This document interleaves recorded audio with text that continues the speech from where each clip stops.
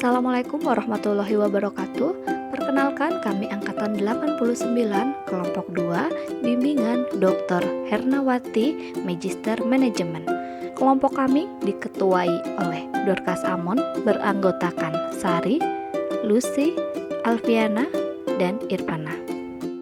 Langsung saja kita bahas mengenai isu-isu strategis kontemporer yang ada di Indonesia. Yang pertama adalah korupsi. Korupsi secara harfiah mengandung arti kebusukan, keburukan, ketidakjujuran, dapat disuap.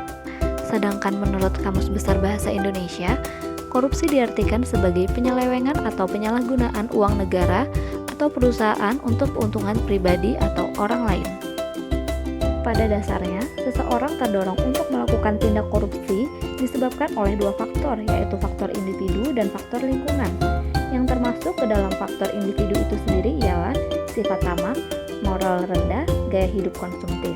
Sedangkan penyebab dari faktor lingkungan ialah kurangnya kesadaran diri di masyarakat, pendapatan lebih kecil dari kebutuhan, serta aspek politis maupun aspek organisasi. Berikut merupakan ancaman tindak pidana korupsi. Narkoba merupakan akronim dari narkotika, psikotropika, dan bahan adiktif lainnya.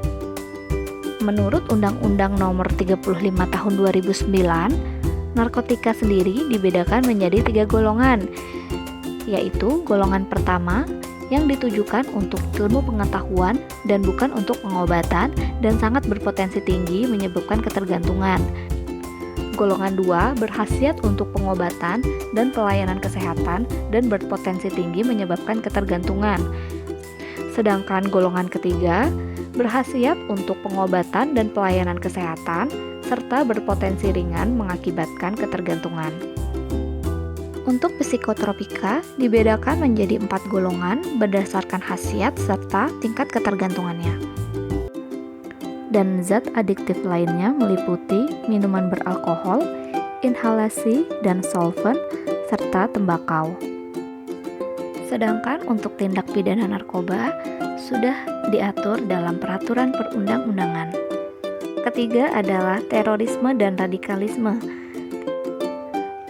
Terorisme merupakan suatu istilah yang digunakan untuk penggunaan kekerasan terhadap penduduk sipil untuk mencapai tujuan politik dalam skala lebih kecil daripada perang.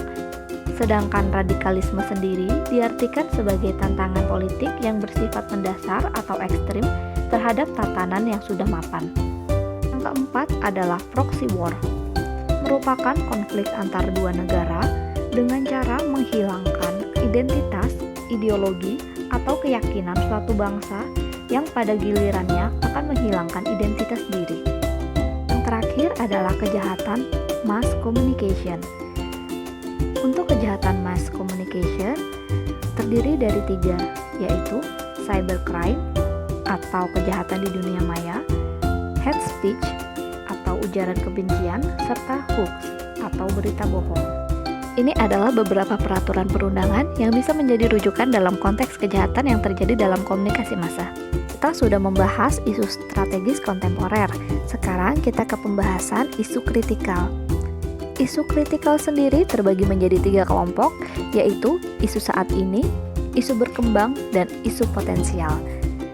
Jadi, isu saat ini merupakan kelompok isu yang mendapatkan perhatian dan sorotan publik secara luas dan memerlukan penanganan sesegera mungkin dari pengambil keputusan.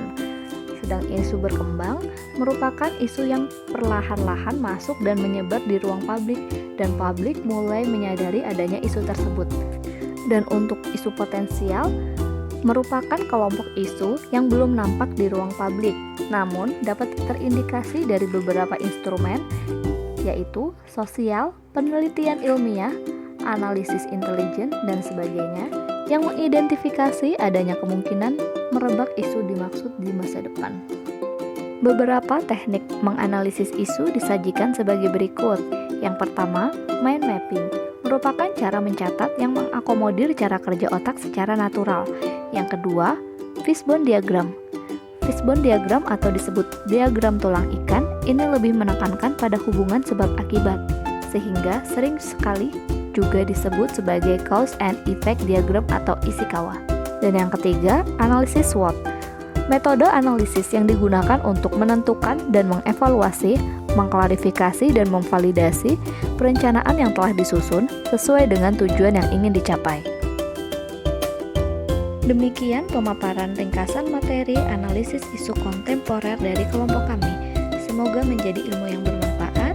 Terima kasih sudah menonton dan wassalamualaikum warahmatullahi wabarakatuh.